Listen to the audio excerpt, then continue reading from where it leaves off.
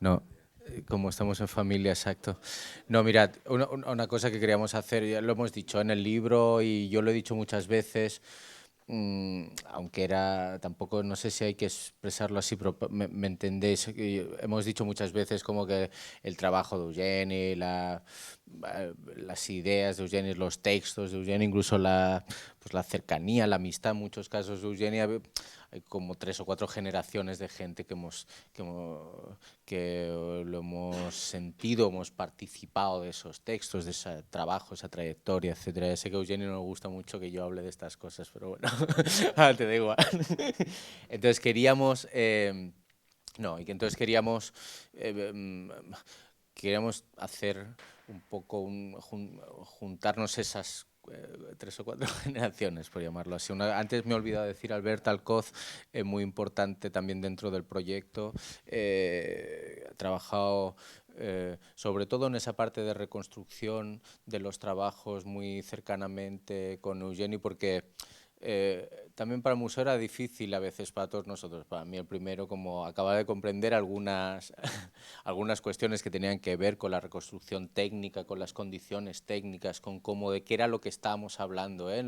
Realmente lo de las obras de Eugenio, lo de las piezas de Eugenia, fue una cosa que apareció después de que arrancáramos el proyecto. Al principio íbamos a reconstruir las programaciones y hacer un libro, luego nos encontramos ese material y realmente no sabíamos muy bien qué hacer, y luego creo que es definitivo haberlo reconstruido en esa medida, y en ese sentido Albert nos ha ayudado mucho y quería agradecerlo también públicamente. Pero bueno, la mesa redonda, más no hace falta como mucho presentar a la gente, pero voy a decir sí por qué hemos invitado a estas 4 personas en relación al trabajo de Eugeni, en relación a la trayectoria de Eugeni, también en relación a, por decirlo así, pues bueno, la imagen en movimiento, el cine experimental, el vídeo, todos estos años. Primero Juan Bofill, eh, el por qué con Eugeni, creo que Juan Bofill, incluso el libro empezamos con un texto que me parece que es el texto de Marguerite Duras, que es un texto, no sé si es el primero o es el segundo, algo así, pero es un texto una entrevista a Marguerite Duras hecha en colaboración Juan con Eugeni. Creo que era muy pertinente que Juan Bofill estuviera aquí, dado la proximidad con Eugeni muy desde el principio. Quiero recordar la revista Visual, pero también quiero recordar un montón de una cercanía, incluso yo diría que durante un momento, al menos historiográficamente, Juan Eugeni, Eugenia, me parece que formaban parte de, no sé, de un territorio de trabajo, de intereses muy identificables. Segundo lugar, Eli Lloveras, creemos, Hamaca, que queríamos que Eli explicase la experiencia con Hamaca. Hamaca, todos sabéis, ahora no nos lo va a explicar bien, una distribuidora de vídeo, pero aparte me parece también, sobre todo por todos los escritos de Eugeni en relación al vídeo, pero también Eugeni me parece que tiene un papel importante dentro de Hamaca, y queríamos hablar de las dos cosas, de Hamaca un poco visto hoy, un trabajo necesario, impecable, fundamental en muchos sentidos, y al mismo tiempo las relaciones pues, de Hamaca, otra generación, otro tipo de gente, otro tipo de proximidad, pero al mismo tiempo también el mismo vínculo con Eugeni. Por otro lado, Josu Recalde, artista, profesor, creo. Josu, siempre desde el principio dijimos que queríamos traer a Josu a que hablara. Yo creo los textos de Eugeni, algunos donde Josu aparece, o me parece que también son sustanciales, y también el trabajo de Josu aquí en Cataluña, al menos cuando yo recuerdo cuando empezaba así a hacer cosas en el mundo del arte, que primero éramos muy fans de lo que se hacía en el País Vasco y veíamos mucho pues trabajos como los de Gabriel o lo de tal, y los de Josu eran antes lo recordaba que había visto una exposición suya en el Angelot que me acuerdo que fuimos como mucha gente que acabamos de salir de la universidad y seguíamos mucho esos trabajos, ¿no? En aquel momento. Y finalmente Carla Sackmore, que un gran amigo, gran artista, gran poeta, un grande, y que de alguna manera está en Eugeni, desde Duchamp como personaje, pero al mismo tiempo creo que bueno, la relación entre Eugeni y Carlas también, por ese lado, por esos múltiples lados, pero yo diría uno de ellos entre muchos, el lado del texto, de la escritura, ¿no? Que me parece que son dos. Yo recuerdo al principio cuando conocí a Eugeni que uno de los primeros libros que Eugeni me regaló a leer eran 2 o 3 libros de Carlas, ¿no? Y siempre lo entendí como una manera de decir, estas son las cosas que a mí me interesan. Nada más. Bueno, buenas tardes. Me ha tocado moderar esta mesa y tiene muy difícil moderación, porque yo creo que va a ser un poco una moderación bastante duchamptiana, es decir, que el azar va a tener mucho que ver. Y por otra parte, como veis, prescindimos del PowerPoint. Hubiéramos preferido Power Red Wine, pero creo que en las circunstancias actuales tampoco estaría muy bien visto. En los años 60 o 70 posiblemente sí, pero en este momento no. Yo quería empezar a lanzar un tema, pero bueno, que puede ser de alguna manera una excusa para empezar a hablar, y es el tema del formato. En los años que estábamos hablando y en el recorrido, incluso cuando hemos estado hablando de la reconstrucción de las obras de Eugeni, el formato está muy presente, está totalmente presente, y en ese momento se hablaba de la especificidad de los medios. Estábamos todos analizando cuál era la especificidad de cada uno de los medios con los que trabajamos, cuál era la especificidad del cine, cuál era la especificidad del vídeo que estaba empezando, cuál era la especificidad de la instalación. O sea, todos queríamos ver cuál era, o sea, qué es aquello que con ese medio podíamos decir y que no podíamos decir con otro medio. Eso creo que en este momento de alguna manera ha sido barrido. En este momento el formato se ha vuelto invisible porque se ha vuelto cotidiano, pero esa invisibilidad de alguna manera no evita, yo creo que no evita ser críticos, ¿no? con lo que está pasando. Es decir, el contexto político, sociopolítico está presente, porque de alguna manera la experimentación en aquella época, en los años 70, la experimentación, incluso en los 80, era ya de por sí mismo, era transgresora políticamente, ¿no? Entonces, visto desde ahora toda esta experimentación, vemos que hay toda esta emergencia de transgresión sociopolítica, ¿no? Y en este momento, en el momento que lo audiovisual se ha vuelto invisible como formato, posiblemente toda esta emergencia de crítica sociopolítica esté en otro lado, no en el medio, ¿no? Posiblemente ahora hay que buscarlo en las redes, o la manera de relacionarse, las redes sociales, creo que está en otro lado. No sé qué os parece. Esto como primera piedra. Era uno de los temas, la verdad es que no habíamos, él ha dicho algo del azar, no sé, la verdad es que no hemos quedado en nada. Hemos venido aquí, cada cual supongo que explicará la historia desde su perspectiva, desde su experiencia, que creo que es lo más interesante, porque si empezamos a hablar de ideas muy generales, a veces es complicado, ¿no?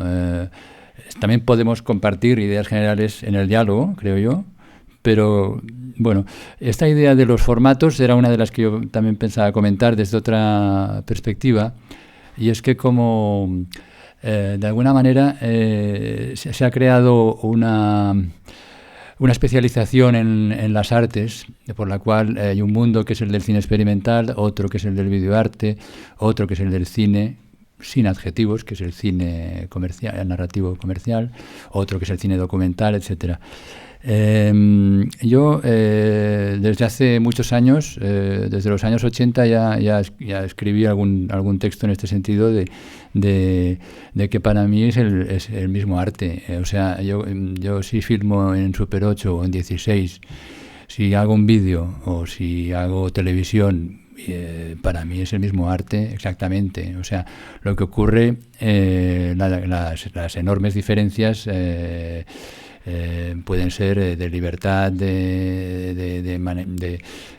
hay una serie de diferencias, pero son las mismas diferencias que se pueden encontrar entre hacer escultura en hierro, en mármol o en barro o en madera o en yeso, ¿no?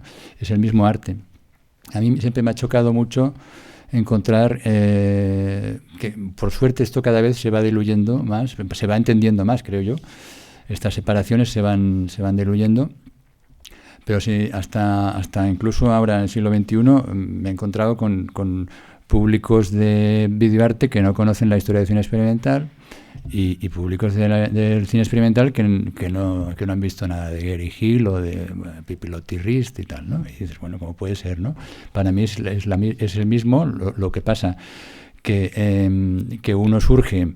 el cine experimental surge a partir de las vanguardias históricas, surrealistas, etcétera, y luego coge un impulso nuevo en los años justamente coincidiendo con la psicodelia. Creo yo que forma parte de una especie de aventura de la percepción y hay un punto visionario. Lo que pasa es que existe una gran variedad dentro de este cine como para definirlo así en pocas palabras, pero sí que se podría decir que hay un punto, hay un tono más de investigación plástica en general en el cine experimental y en el vídeo.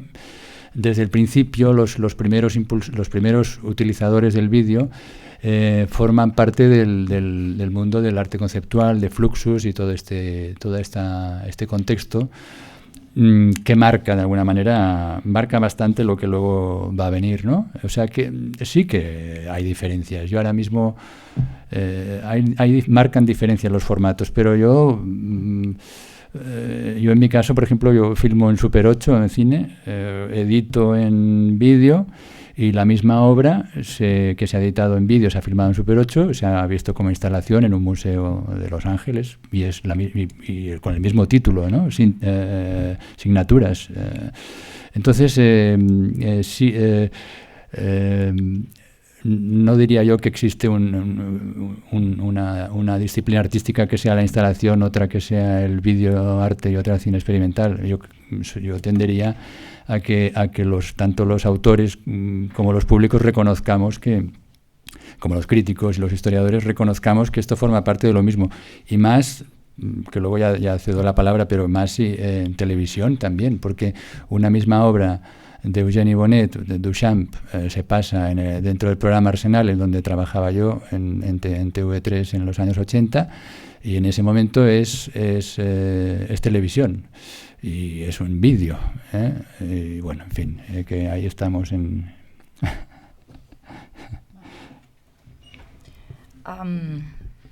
Yo antes que nada agradecer la invitación. Me hace muchísima ilusión estar en esta mesa, sobre todo en el contexto de la exposición de Eugénie Bonnet. Bueno, yo pensaba que íbamos a empezar también hablando un poco de nuestro libro, pero veo que ya te has lanzado directamente a los temas así transversales. Y yo, sobre el tema de los formatos y también, dada mi experiencia, lo que puedo decir es que el año pasado abrimos una convocatoria para ampliar el catálogo, el archivo de Hamaca, y se presentaron más de 600 vídeos monocanal. Así que yo creo que el tema del vídeo aún está bastante latente. Lo que sí que es verdad es que con la incorporación con el nacimiento de Internet y la incorporación de nuevas tecnologías, pues sí que han surgido muchos híbridos que igual, en Hamaca no tienen cabida, porque en Hamaca solo trabajamos con monocanal, porque trabajar con otros híbridos nos supondrían pues arduas tareas de distribución y difusión. Entonces, como ahora mismo tenemos un catálogo de 900 trabajos, no podemos pensar en ponernos a distribuir videoinstalaciones o arte interactivo o NetArt. Que se dan todo este tipo de híbridos, sí, por supuesto, pero también soy de la opinión del Joan, que al final la crítica política, todo, o sea, al final acaba... o sea, se acaba dando igual. Yo no creo que los formatos condicionen a bueno, sí que condicionan de alguna manera las narrativas que se dan, pero al final todo acaba siendo lo mismo. Yo también creo. Sea audiovisual en forma de instalación o un vídeo interactivo, NetArt, en cualquiera de sus formas. Lo que sí que cambia en este sentido son para mí los modos de difusión, de distribución, de comercialización ahí y de producción, ¿no? Todo eso sí que se rigen por normas distintas, pero ahora mismo yo creo que estamos preparados para todo, así que, bueno, no sé. Em sembla molt bé haver posat aquests dos conceptes de format i especificitat, perquè, tal com més o menys heu dit tots, és una cosa molt superada, i tu també ho has dit, una cosa dels anys. Aquí jo diria que va entrar als anys 70, al començament dels anys 70, i sobretot pel grup Cosmos, el líder del qual era el Federico Jiménez de los Santos. I s'utilitzava l'especificitat com a un concepte repressor, no? O sigui, la poesia visual, que jo no la defenso ni l'ataco, però la poesia visual no es podia fer, deien ells, perquè no tenia especificitat. Llavors, són uns conceptes, i el format també, uns conceptes que han quedat antiquats. Però jo he preparat una breu ponència, no durarà més del que heu parlat vosaltres, 5 minuts, que va lligat amb això, precisament dels formats, no? Com que l'epígraf, el títol de la taula rodona present és Pràctiques audiovisuals experimentals a l'estat espanyol, com que això no volia dir res, jo no sabia què volia dir, doncs em permet, precisament com que és tan ampli, em permet d'abordar-hi el fracassart.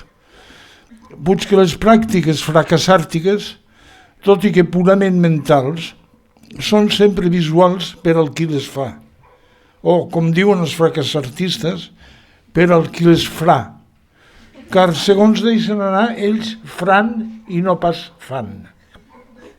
Així mateix, les seves mentalitats, que esdevenen l'oposat a les manualitats, són indefectiblement auditives, per tal com recullen el so ambiental, i igualment poden ser qualificades d'experimentals, tot prenent en compte la imprecisió d'aquest adjectiu, d'experimental. D'acord amb un ex-fracassartista, un que ha triomfat, aquest senat, el fracassat té com a referents dos pintors, en Josep Maria de Sucre i l'Esteve Vallsbaquer, així com l'Urnulfo, que és un personatge mig real i mig fictici que en Joan Brossa i en Joan Pons van conèixer a la plaça Molina, al banc on es reunien, es trobaven per xerrar a les nits amb Brossa i Joan Pons i en un banc de la plaça Molina, que ara hi ha una placa que diu aquí es reunia el grup d'10 al 7, no? Doncs allà van conèixer l'Urnulfo, que era un vigilant del barri, el que tenia les claus per obrir les portes. Si els fracassartaires remeten en de Sucre, ho faran perquè sí. Aquesta és una raó bàsica, molt important, trobo, perquè sí. Si bé el fet que aquest artista de Sucre va morir en la misèria i el fracàs absoluts, pot explicar la seva ascendència en el fracassat. Pel que fa a Esteve Vallsbaquer, el seu influx sobre els fracassartistes es farà ben comprensible arran de la darrera etapa d'aquest pintor tan singular, que també se'n va anar a l'altre món bo i fracassant en plena pobresa. D'ell diríeu que es va passar la vida pintant, fent exposicions d'un sol quadre, al qual posava un preu desorbitant, inassequible. I també es va passar la vida ideant ismes, tots els quals, poc abans de la seva mort, en 1994, va resumir en el seu isme darrer i definitiu, el baixbaqueisme, que es basava sobretot en les pintures fetes per ell amb oli d'oliva, durant la guerra, i que de seguida es descomponien. En el baixbaqueisme en esfumar-se la pintura, en desfer-se aquests quadres, el so ambiental que envoltava el moment d'aquesta desaparició era tan efímer que no tenia cap importància, ni per al baixbaqueista ni per als espectadors, inexistents els espectadors, per bé que importants per al pintor que ja no pintava pas, sinó que simplement feia escoltar mitjançant la inexistència de la pintura. Feia escoltar mitjançant la inexistència de la pintura. Això lliga amb el títol de l'ull que escolta, l'orella que mira i tal. Les obres audiovisuals de Fracassart són tan extremadament iconoclastes que neixen invisibles i, de fet, inaudibles, ja que el seu so es confon amb tots els altres sorolls que l'envolten. I tanmateix ningú no pot negar que són auditives i, si més no, imaginativament visuals, a desgrat de no ser ni visibles ni catalogables. Els fracassartistes cerquen el fracàs sense mirar per on d'aconseguir-lo, atès que saben que el fracàs al·ludeix a l'èxit, i això desqualifica el fracàs. I el desdeny tant per la moral de l'èxit com per l'èpica del fracàs, la qual els portaria a ser artistes maleïts, els fa indòcils i insurrectes fins al límit de conrear, a través de la iconoclàstia esmentada, un secretisme radical, un anonimat individualista dirigit a l'obtenció de la indiferència total del públic i a la revolta contra l'espectacularitat de l'entreteniment i l'excentricitat gratuïta que predominen avui en art. Ara bé, els fracassartaires consideren que, en viure a ultrança la seva actitud, a ells no els és llegut pas de ser del fracassat. I per això mateix no diuen mai ni piu. I ni tan sols manifesten tot el que els acabem d'atribuir. I per això Fracassart passa a no ser res. I resulta un nom ben poc apropiat per als no objectius dels qui el practiquen. Tampoc no és ben bé veritat que els fracassartistes s'amotinin contra un públic que no tenen i contra l'espectacle que és la societat actual al parer de Guy Debord. Aquí, segons ells, no ha entès mai ningú, i vist que tothom es pensa que en comptes de fer una crítica de l'espectacularització indiscriminada, el cap de colla situacionista predicava la necessitat de fer de tot un espectacle. I val a dir que els del Fracassart en saben ben poc de qui era Guy Debord ni de què és el situacionisme, i per aquesta ignorància seva, en un congrés en el qual ells no van assistir, en un congrés de Patums sense fronteres presidit per Eugeni Bonet, precisament, ells, amb una ponència inexistent, car s'han autoprohibit de comunicar i d'expressar res, callaven, amb tota la raó del món, que el fracassar no té res a veure amb el fracassartisme. O sigui, una cosa és el fracassar i l'altra és el fracassisme. Això queda ben clar. Ja està.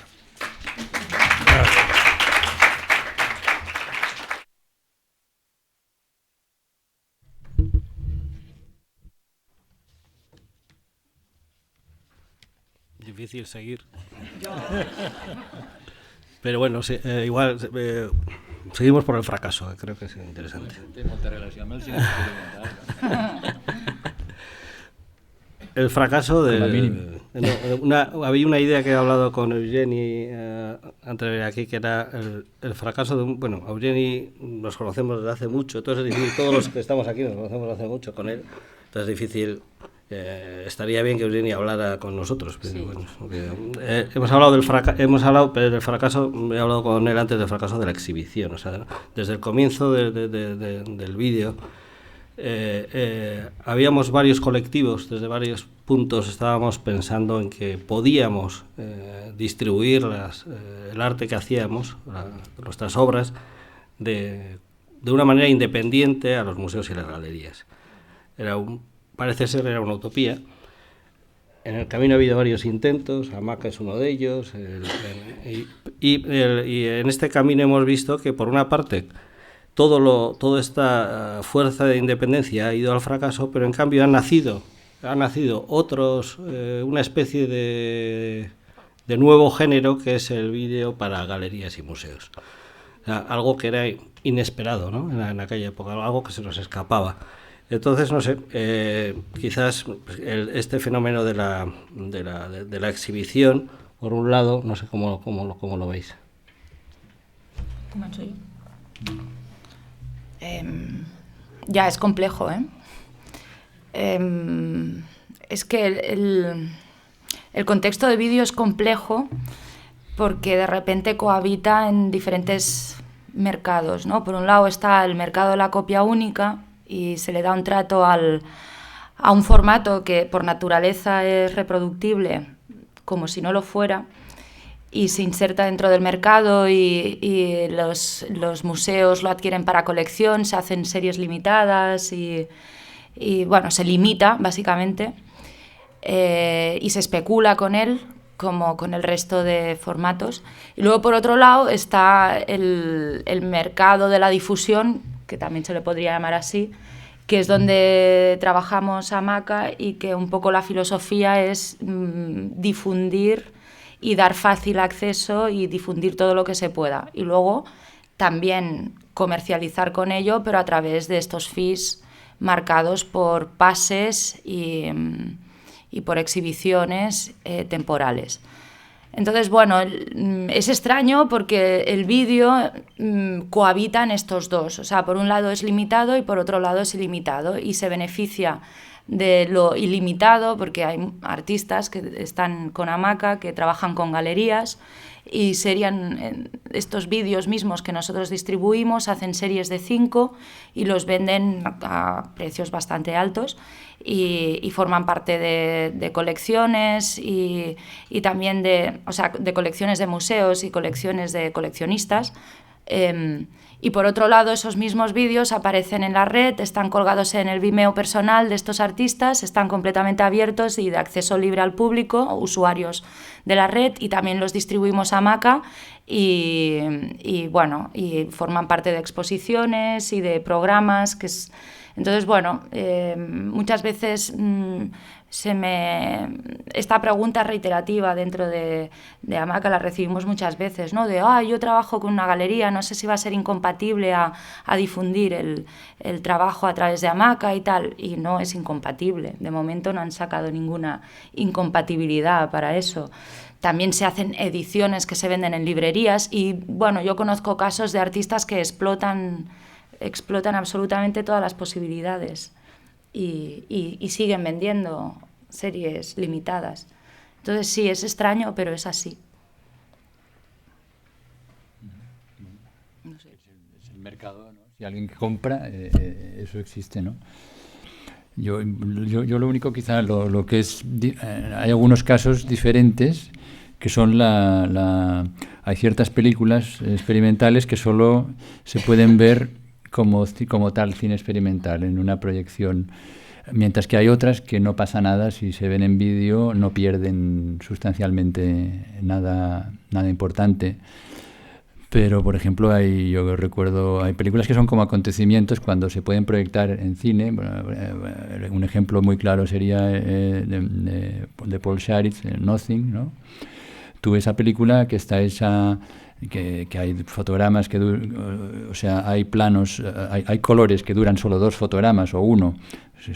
Dentro de un segundo hay muchos colores, y es donde además contrarios, a veces se mezcla naranja, verde. La experiencia de verlo en vídeo no es la película para nada, ¿no? Esa es un tipo de película que hay que ver como proyección cinematográfica, mientras que hay otras que no tienen ese problema. Luego hay otras, otra que me gusta mucho, que es La región central de Michael Snow, que conozco gente que la ha visto en su ordenador con un formato pequeño y se cree que la ha visto, pero claro, no la ha visto, porque la película fue ideada en una pantalla grande, en una sala oscura, concentrado, y verla de principio a final, porque claro, la predisposición del espectador es muy diferente cuando estás en una sala oscura que te concentra la mirada, y a cuando estás en el ordenador y dices, bueno, voy a picotear esto, picoteo lo otro, picoteo... Claro, hay un cierto tipo de... La difusión supongo que tiene lógica que sea diversa, porque una distribuidora puede facilitar unos materiales con independencia de que eso se pueda enseñar en una galería o en otros, o de otra manera, ¿no? También sucede que hay las proyecciones en cine experimental son realmente acontecimientos en el sentido de que son muy esporádicos, trágicamente esporádicos, diría yo, porque hay películas, por ejemplo, el último largometraje de Brakhage, que es una de sus mejores películas, que hizo allá en la costa oeste de Canadá, Vancouver. The God of Day had gone down. Bueno, el dios del día había descendido sobre él. Pues esta película, pues que se ha visto 2 veces o 3, o no sé, o 2, creo que 2 veces en Barcelona, ¿no? Y si ese día estás de viaje o ese día estás que tienes trabajo o que etcétera, ya no la ves, y sin embargo se da por presentada en Barcelona, ¿no? O sea, como queriendo decir, bueno, ya se ha visto, ¿no? Pero ¿cuánta gente la ha visto? Poquísima. El público potencial podría ser mucho mayor. Y sin embargo siguen funcionando este tipo de rutinas, ¿no? Bueno, de costumbres, de difusión, de decir, bueno, esto ya ha sido presentado, ya no hace falta que la volvamos a programar, ¿no? Y pues sí, que hace falta, porque yo ese día no la vi, ¿no? Mucha gente no la vio. Y bueno, no sé, ahí sí que una distribuidora de vídeo puede tener un papel de decir, bueno, eso es accesible, ¿no? Y si no es un problema excepcional como podría ser Sharitz o Tony Conrad, pues sí, es prácticamente lo mismo, ¿no? La visión en una pantalla grande de vídeo que bueno. Sí, incluso para fines más de investigación, ¿no? Está bien que eso se puede exista. repetir y pararla. Exacto. Sí. De todas maneras, yo creo que también no es lo mismo ver una obra, aunque sea en pantalla grande, en un museo o en un cine. Y ahí está la experiencia de Matthew Barney. Matthew Barney en una época convertía las galerías en cines. Claro, porque era, de alguna manera, el formato también, el formato de exhibición en sí mismo tiene una importancia, ¿no? Y sobre todo que el cine acostumbra a ver desde el principio hasta el final, que es como lo ha ideado el autor, mientras que últimamente lo que llega a la gente a media, está empezado el vídeo, ¿no? Está en loop y ya lo empiezan a ver desde la mitad y no hay quien... No es una buena manera. Incluso yo sé que hay autores que ya cuentan con ello, ¿no? Cuentan que su obra no la va a ver entera nadie, y por lo tanto es una cosa... És un altre concepte. Sí. Pero de alguna manera quita concentración, quita el sentido, quita un sentido, es decir, un principio y un final. Però bueno. D'alguna manera has recuperat No, en català, si vols. Ja que parlem tots. No? Has recuperat alguns conceptes amb la teva explicació dels casos concrets.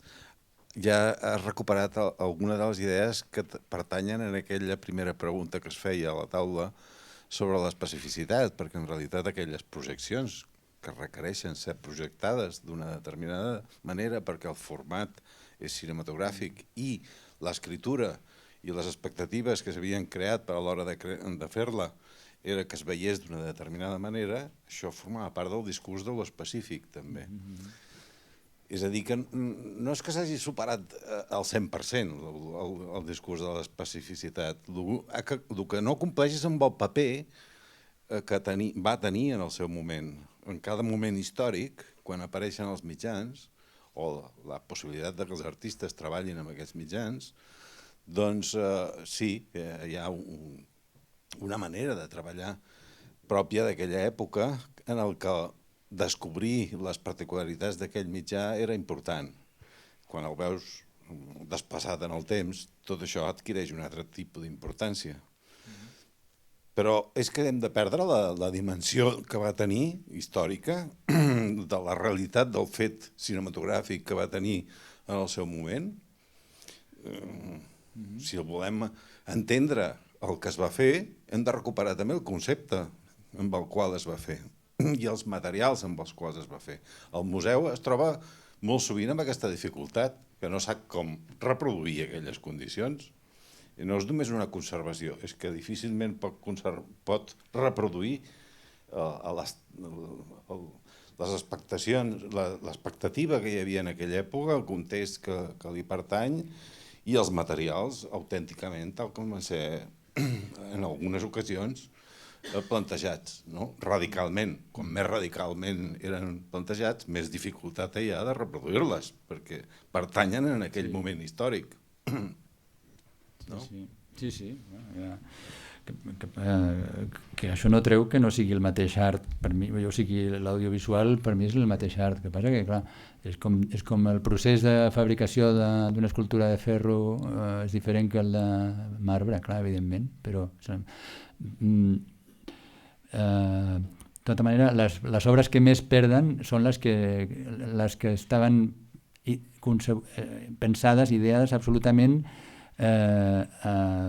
per un context molt especialitzat. Per exemple, una pel·lícula, jo en el meu cas, les primeres pel·lícules que vaig fer estaven especialment ideades pensant en la projecció, el soroll que feia la projecció, eren pel·lícules mudes, i quan després més tard les he vist traduïdes al vídeo, hi ha algunes que perden una mica i altres perden gairebé el 80% de l'efecte que feien en projecció, perquè part de la gràcia era aquest temps amb el sorollet de fons de la projecció. Però vaja, és com el cas de Scharitz o de Conrad, són més aviat excepcions. Jo en general es poden traduir, jo crec que en general més sovint es poden canviar de suport sense massa problema.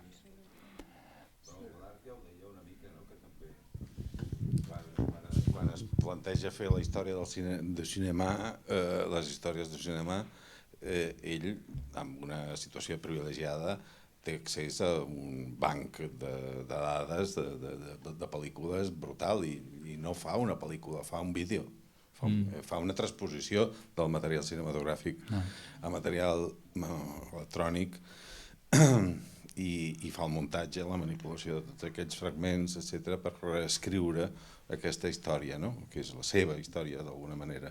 També de les imatges, dels discursos, d'allò inscrit a vegades amb algunes imatges i les seves relacions.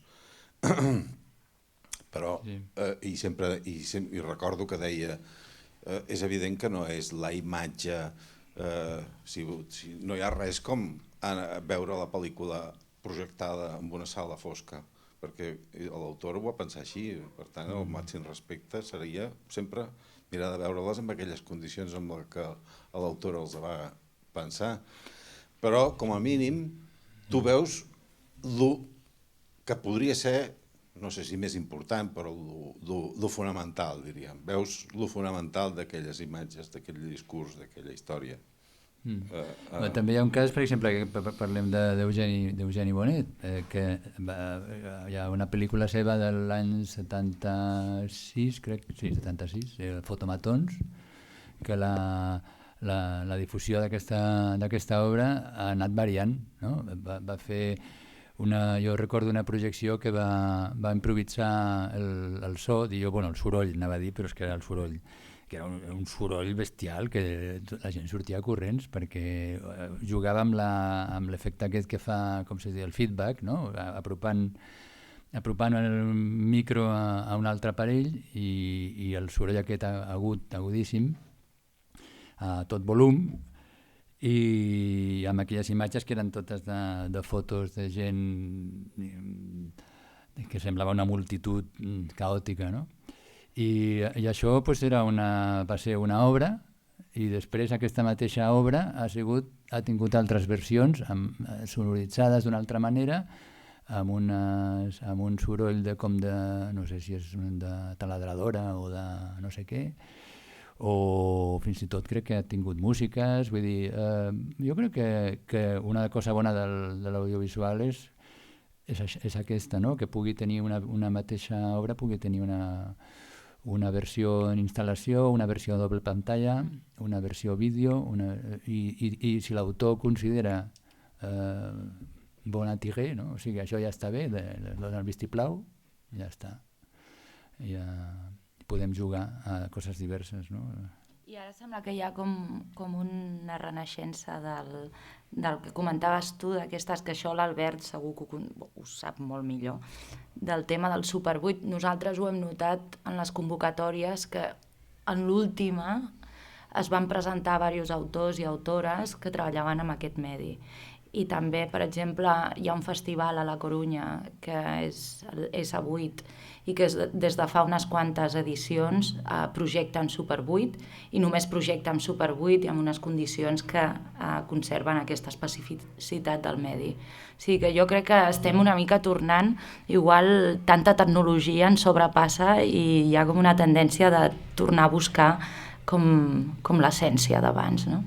Igual sóc molt optimista. A part de l'essència, també és interessant les distorsions, no? Perquè moltes vegades juguem amb les distorsions de cada suport, de cada material, i resulta que les distorsions del Super 8 o del 16 estan molt bé, segurament millor que els píxels, però bueno, tu també pots fer una distorsió de píxels que estigui molt bé, no? L'última obra que ha fet l'Eugeni, que ha presentat aquí amb aquesta exposició, és una distorsió, és una ruïna digital, no? És una obra que tot ella són píxels d'una cosa destrossada.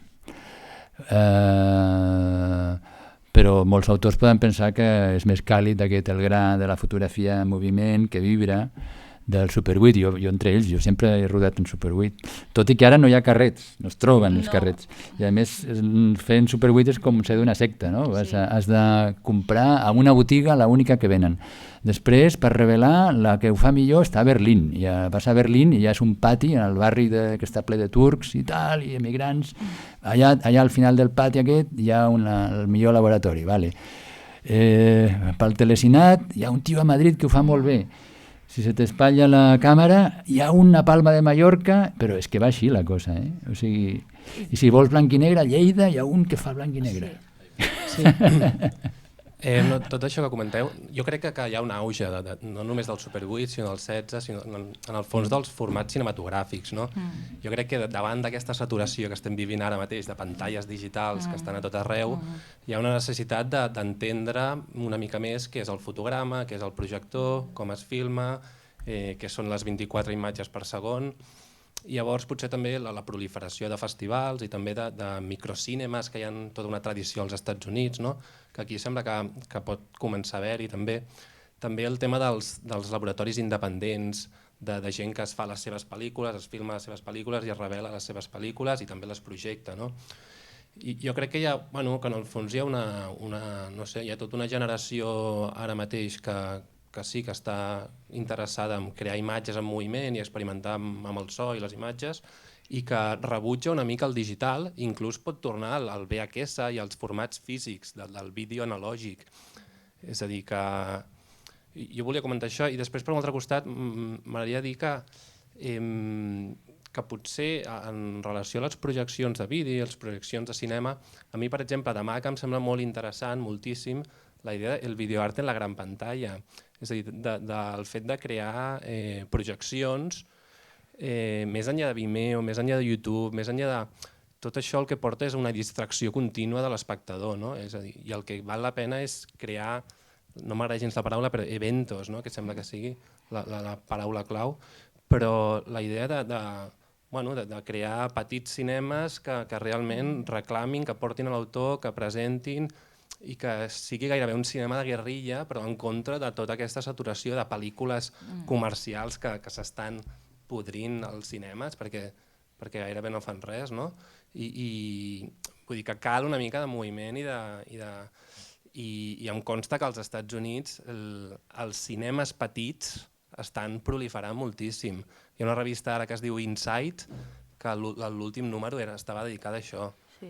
I avui a Frameworks, Dominic Angeram deia: en San Francisco empezamos un nuevo cine pequeño para proyecciones independientes y documentales.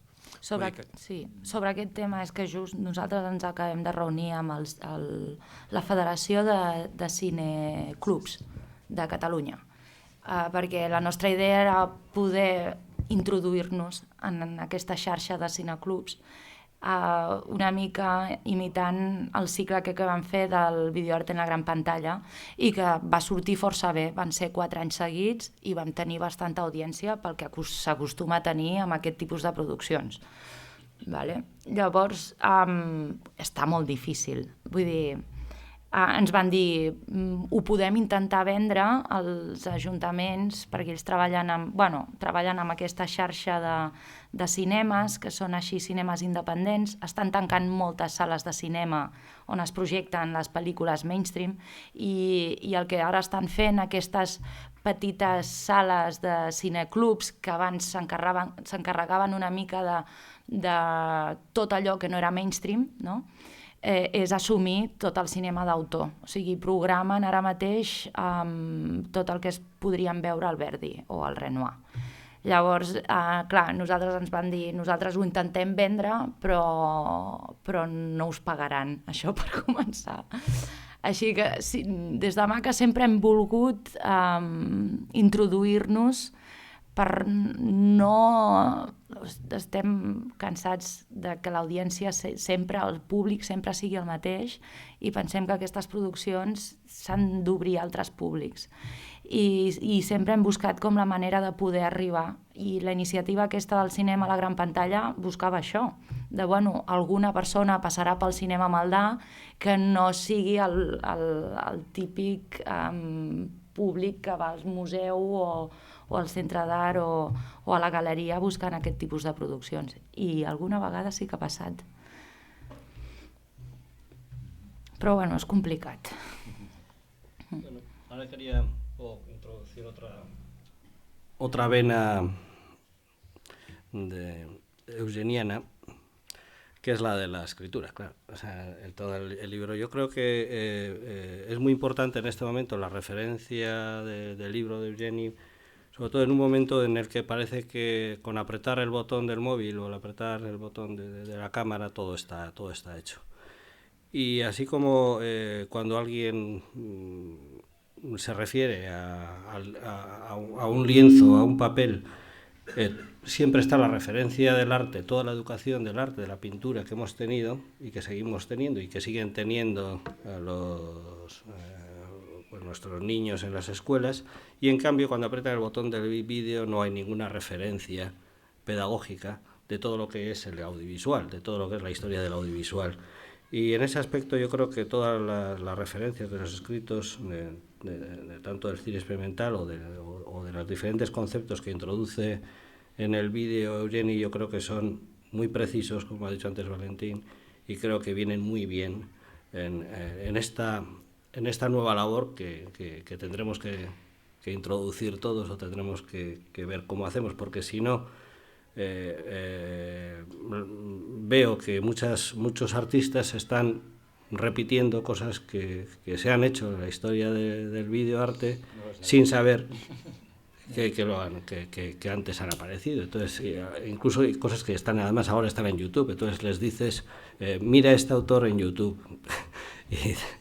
y se quedan y los años y el año que está hecho, y Y bueno, pues yo creo que esta referencia, creo que es importante, esta referencia pedagógica a la historia del vídeo, a la historia del audiovisual en general. Sí. Bueno, aquest problema de que els joves no saben el que s'ha fet abans és propi de tot l'art. En literatura potser no passa tant, però en art vull dir, la gent no sap.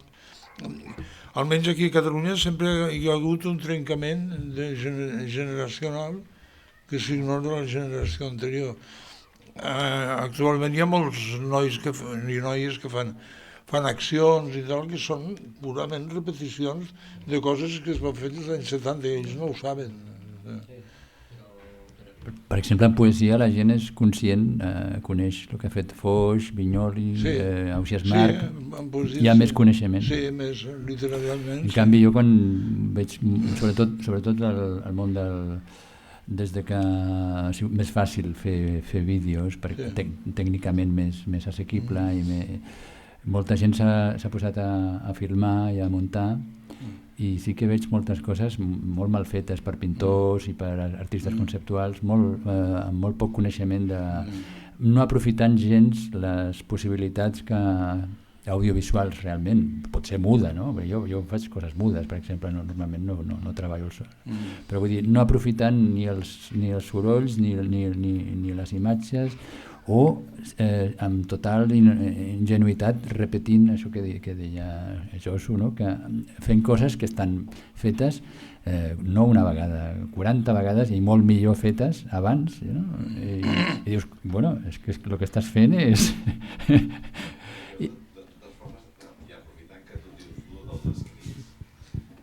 Aniria una mica més enllà, no em posaré agressiu, però quasi. Amb l'escriptura, això en part ha succeït no només amb els que fan obra artística, sinó amb els que escriuen sobre ella.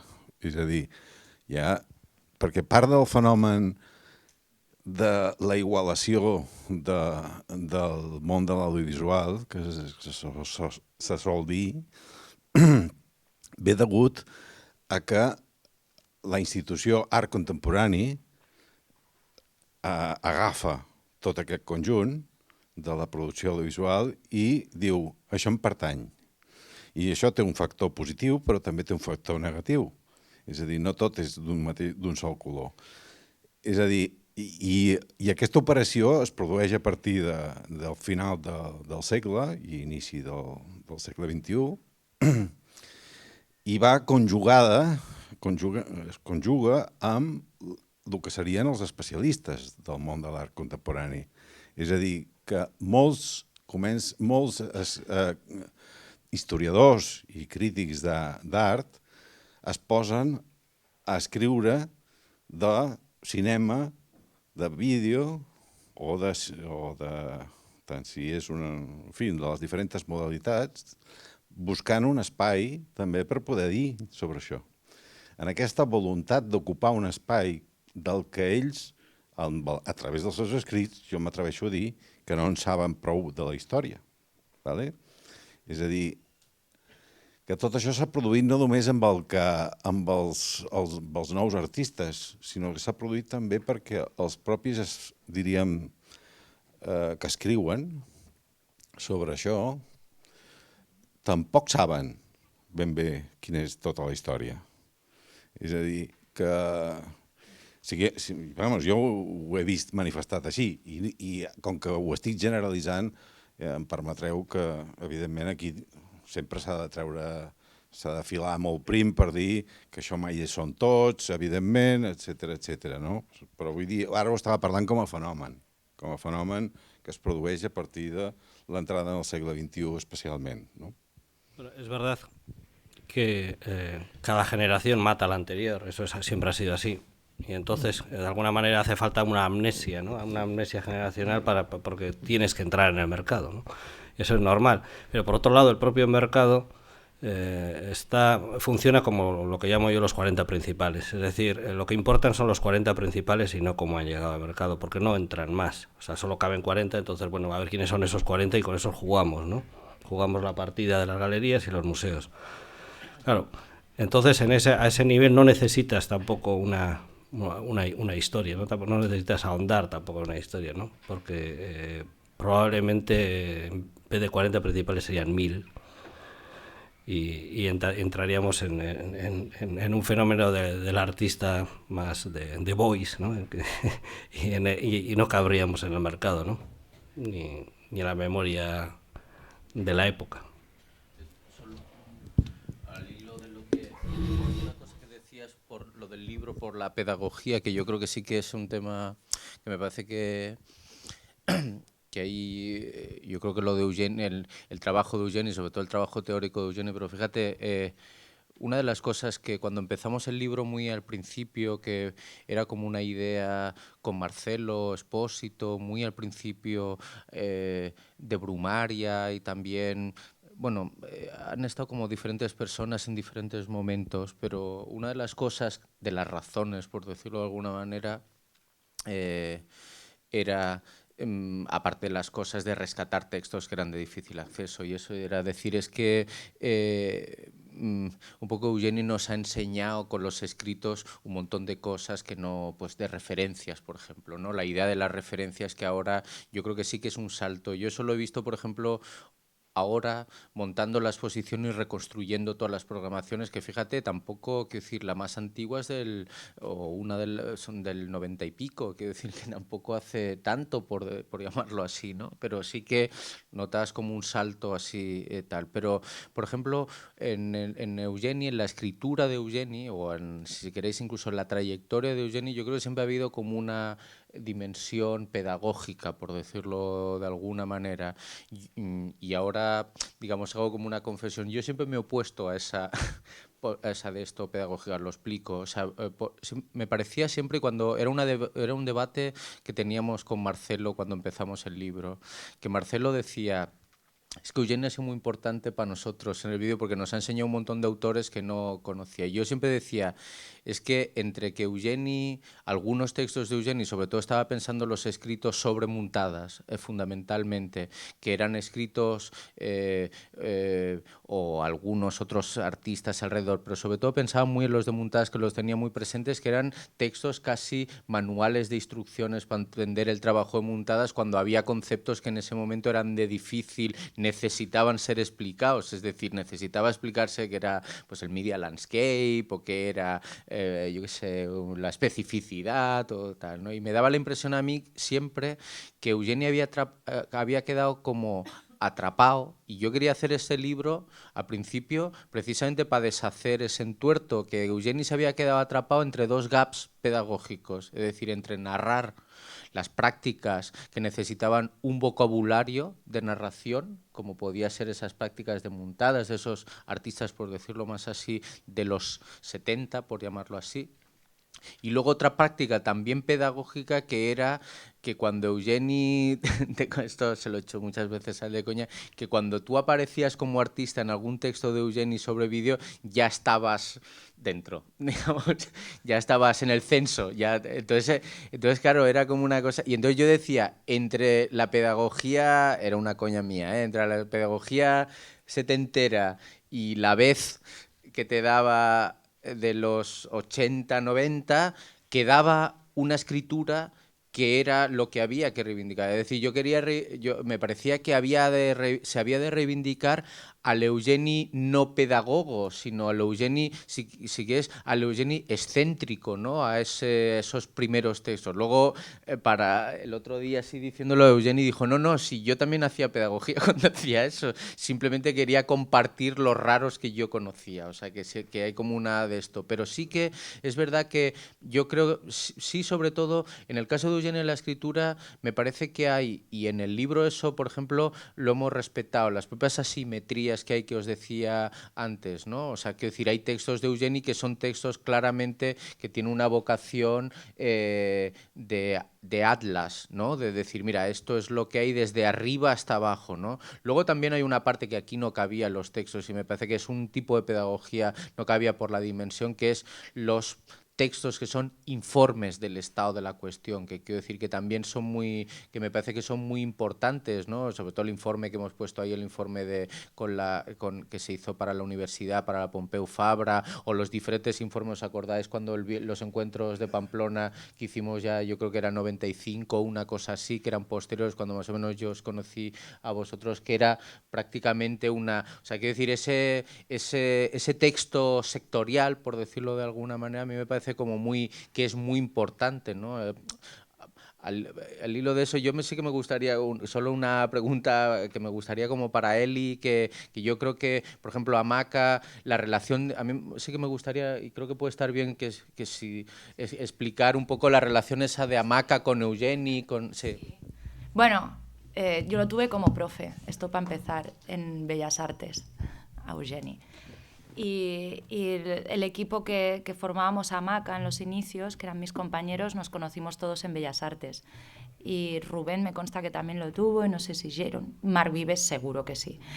Entonces, bueno, nuestra primera relación con Eugeni fue teniéndolo como profe, y una vez iniciamos el proyecto, que esto fue sobre el 2005, en esta primera etapa de estudio de campo, para un poco ver qué modelo podíamos utilizar para el proyecto, nos citamos con muchos profesionales, entre ellos Eugeni, y también contamos con él para sacar el primer catálogo. El primer catálogo, que estaba formado por 80 artistas, surgió de un cruce de listados de 8 profesionales, entre ellos Eugeni Bonet. Entonces, Eugeni Bonet estuvo en el primer comité de expertos eran Esther Regueira, Susana Blas, Juan Guardiola, me voy a dejar, Lola Dopico, Jorge Luis Marzo, y me estoy dejando. Eran 8. Fito Rodríguez, y no sé, alguno más, más o menos, 8. Luego, durante el desarrollo del proyecto, ya una vez inaugurado y tal, pues Eugeni ha participado por ejemplo, con todo lo que sería el contenido textual de la web. Eugeni ha hecho bastantes textos que contextualizaban las obras dentro del archivo y del catálogo. Y aparte de esto también le pedimos un programa que es una maravilla, y no sé por qué no lo habéis incluido en la exposición, que era una puesta al día de desmontaje. Entonces, dentro del ciclo que organizamos del videoarte en la gran pantalla, le hicimos un encargo que era que hiciera el programa que él quisiera con el catálogo, y él lo que hizo fue una puesta al día, no como una continuación de lo que fue desmontaje, y basándose, utilizando a los artistas del catálogo. Y la verdad es que es un programa maravilloso. Ya sé que me paso de pelota, pero es que es verdad, es de los mejores programas que tenemos en Hamaca. Funciona muy bien, es una delicia verlo. Y aparte de esto, pues ahora mismo Eugeni forma parte del equipo editor de un proyecto que estamos llevando a cabo y que viene a ser, entre comillas, Josu también está dentro del proyecto, una antología del vídeo. Entonces, como en principio no hay ninguna, y Hamaca, la espinita que tiene después de todos estos años trabajando es el no poder llegar a una audiencia extranjera, sobre todo dentro del ámbito educativo académico. Sabemos que este tipo de antologías o compilaciones funcionan muy bien, pero por la tradición que tienen otras distribuidoras como Videodatabank, sobre todo Videodatabank, que tiene muchísimas, y que estas pues forman parte de todos los departamentos de audiovisuales y de videoarte o de historia del arte de muchas universidades a nivel internacional. Entonces dijimos, pues vamos a hacer una primera aproximación, que no antología, a lo que sería la historia del vídeo en el contexto de aquí. Y Eugeni forma parte de este equipo editor, que está formado por 5 personas, y él es una de ellas. Y Josu es partner desde la universidad. Productor. Junto a Tabacalera y Hamaca somos los 3 que estamos impulsando el proyecto. Y bueno, esto pues saldrá a la luz es un poco primicia, aunque lo adelantó hace poco la Bea Espejo en el Cultural, cuando hizo este especial de videoarte en el contexto de Loop y la exposición de Eugeni. Lo avanzaba un poquito, pero esto verá la luz yo siendo un poco optimista, igual a finales de este año. Una primera parte, ¿no? Que sería una parte online y una segunda parte que será la parte física ya en el 2015, o sea, el DVD Box. Y hasta aquí, pero continuará, ¿eh? Sí. ¿Pero que es internacional o de aquí? De aquí. Bueno, del Estado español. Pero la proyección, sí, ¿no? La proyección quiere ser La internacional. No, digo proyección, la sí. selección de obras. Sí, como el archivo de Hamaca, que es de gente de aquí. Bueno, del Estado español. Bueno, no sé si hay más preguntas. Hombre, a Eugeni quizás, no sé, igual votamos y dejamos.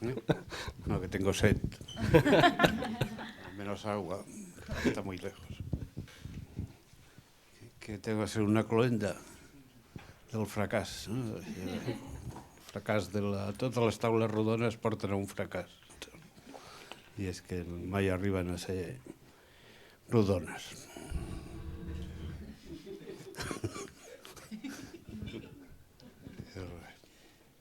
Menys mal que gairebé tots ens coneixem, perquè si no hauria passat una mica de vergonya amb tanta. I ja està. Ara el Marcel Pei en primícia dirà alguna cosa. Pues el Jordi Valverde. Jo també tinc molta set, però en qualsevol cas estic content per veure que no són tan pocs els que, a més d'apreciar-te, coneixen algunes de les teves arrels. No afegiré res més.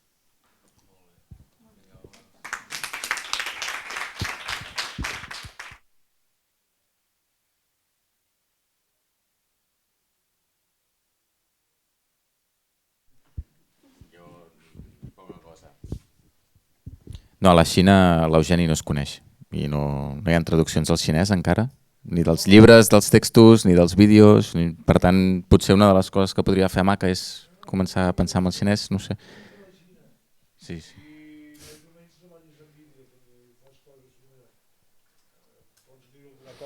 Una comparació, no ho sé. Jo estic bastant d'acord amb que la taula no és rodona, en aquest sentit, amb l'Eugeni, i hi ha moltes coses que suposo que podríem estar discutint fins sobre la memòria, sobre si cal o no cal fer realment historiografia de l'art o no, o si el que hem de fer és precisament tirar tots els llibres a les escombraries i oblidar-nos si estem repetint o no estem repetint, però això ens portaria potser a fer la taula una mica rodona, i potser més val que la fem rodona entre cerveses i deixem la gent d'aquí retirar el micro i anar a dormir i, en fi, aquestes coses. De la barbàrie. També està bé. Sí.